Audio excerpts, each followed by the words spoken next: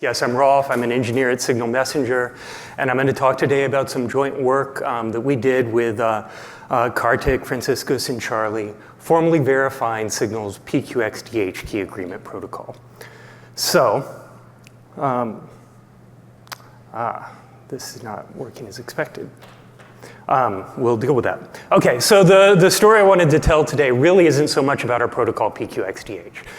It's about formal verification and how it can speed development and clarify security of real-world protocols like the Signal protocol.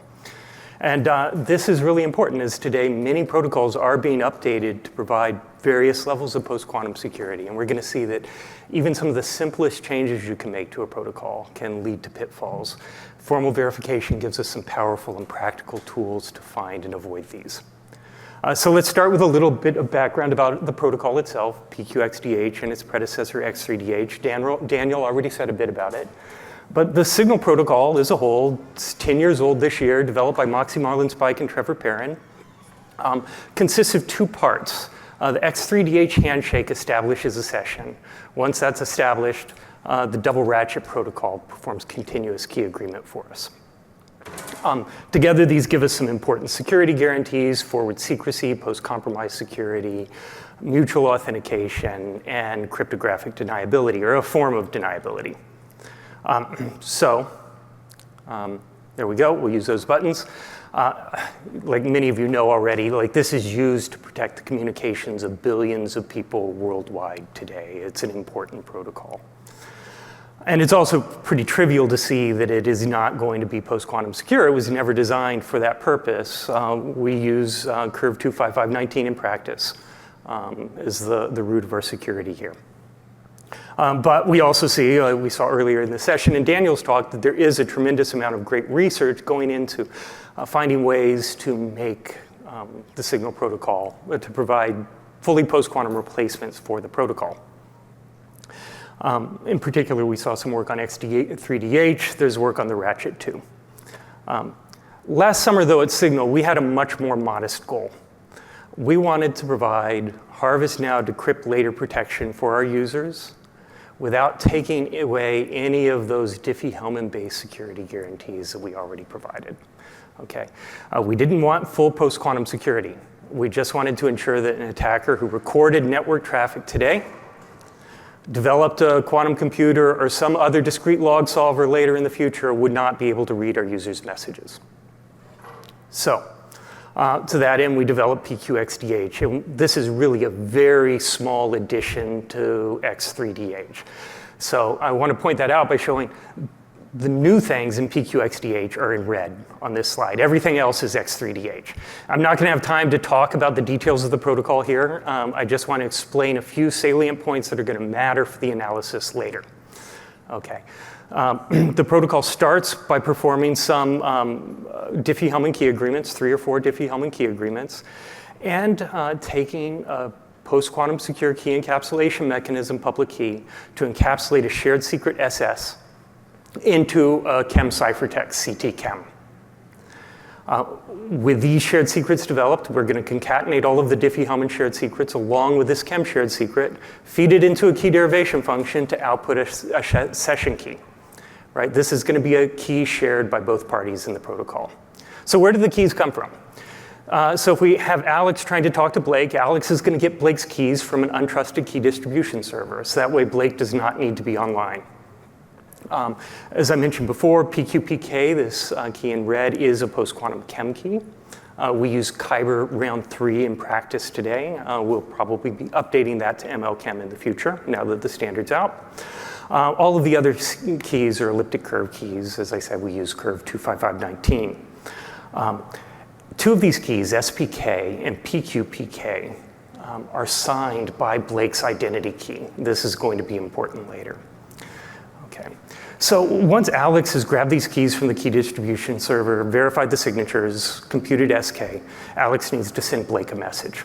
So Alex sends all the public keys needed for Blake to compute SK, the chem ciphertext, any metadata that Blake needs, and an initial message, which is just the first message in their conversation. You know, hey Alex, it's Blake.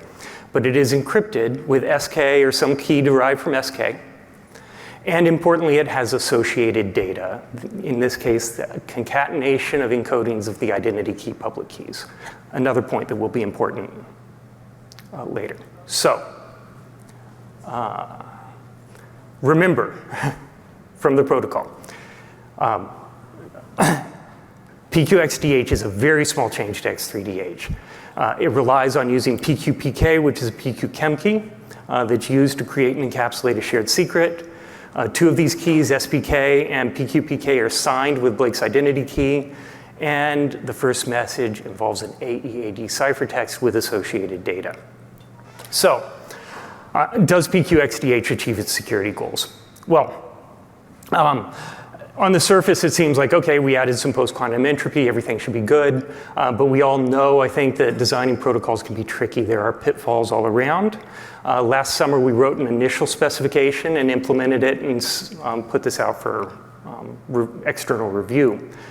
And that's where this work really begins. This is where we came in contact with Karthikeyan, Franziskus, and Charlie. A lot of others helped us in this process too. But we began the formal verification.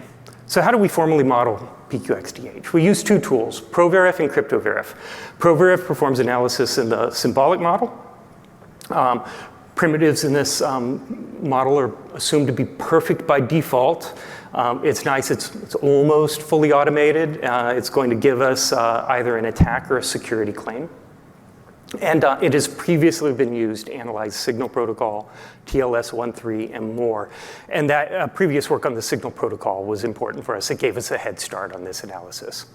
We also use CryptoVerif, which performs analysis in the computational model.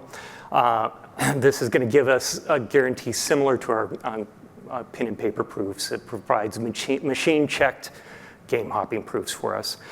It supports, that's a euphemism, really it often needs manual proof guidance. And importantly, with the recent post-quantum extension, it is post-quantum sound. No time to look in details at the model, but I encourage you to grab the models off of GitHub, play with them yourselves, run them, change them, run them again. Reach out to me if you have any questions about it and want to know more. So what do we model here? We model an arbitrary number of communicating agents. We model out-of-band identity key verification to match what we do in the Signal app with our safety number checks. We model that untrusted key distribution server. And we model a connection as just one encrypted message from Alex to Blake. We're not modeling the full Signal protocol, just the initial handshake. As for the threat model, we allow identity keys to be leaked at any time. We allow ephemeral, one-time, and post-quantum keys to be leaked for certain security goals. We model a quantum adversary that could emerge at any time with the capability of computing discrete logs on our curve. And we model chem security that could break down at any time in the future. So there's more in the paper about how we use PROVERIF and CryptoVerif together. And what our processes are. But really, this was a very quick, interactive process between protocol designers, implementers, and proof engineers, where we strove to ensure that the models faithfully represented the implementation, that the specification captured all of the key details needed to ensure that any instantiation of the protocol would be secure. And of course, we wanted to identify and mitigate any problems that were found. And we did, in fact, find some problems. With that initial protocol spec, there were two attacks we found. The first is a theoretical key confusion attack. Remember I said that we had two keys that were signed. We had this signed pre-key, an elliptic curve key, and a PQChem key. It turns out Alex has no way of differentiating between those in our initial protocol spec. And so an attacker could just swap the two and force Alex to perform an insecure computation. Okay, that was never possible in practice. We always had in our key encodings a key type byte, right? So this wouldn't have worked in the implementation. But those details needed to make it into the spec. They're there now. We also had a potential chem re-encapsulation attack that I'm going to talk about in a bit more detail here. There's a few other refinements. We had a potential KDF input confusion between X3DH and PQXDH, and some ways we could improve the forward secrecy for the chem keys. But let's talk about that re-encapsulation attack, because we found that assuming only chosen ciphertext attack indistinguishability for our chem, we could not prove security of the protocol, because in fact, using PROVERIF, we're able to find an attack. I'm going to give a simplified version of this attack right now, but it's going to get the key point across. Suppose that Alex wants to initiate a PQXDH session with Robbie.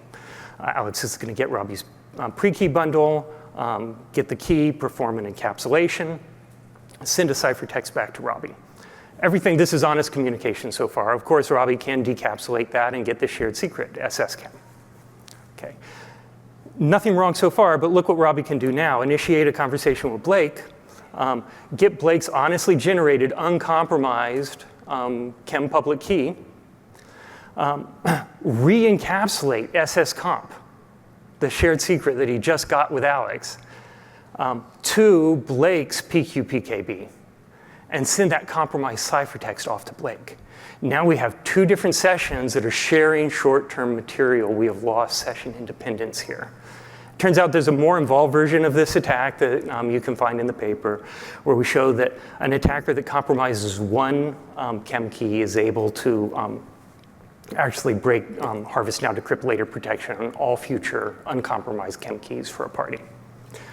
And this is all possible because NCCA security alone does not prevent this re-encapsulation.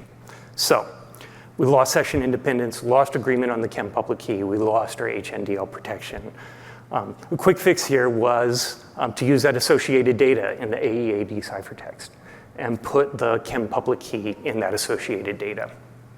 So findings like this led us to a new protocol revision. We had to refine or specify some of the cryptographic assumptions for our primitives, talk about some of the key identifiers and how we use them, restrict ranges of our encodings, and talk about this associated data.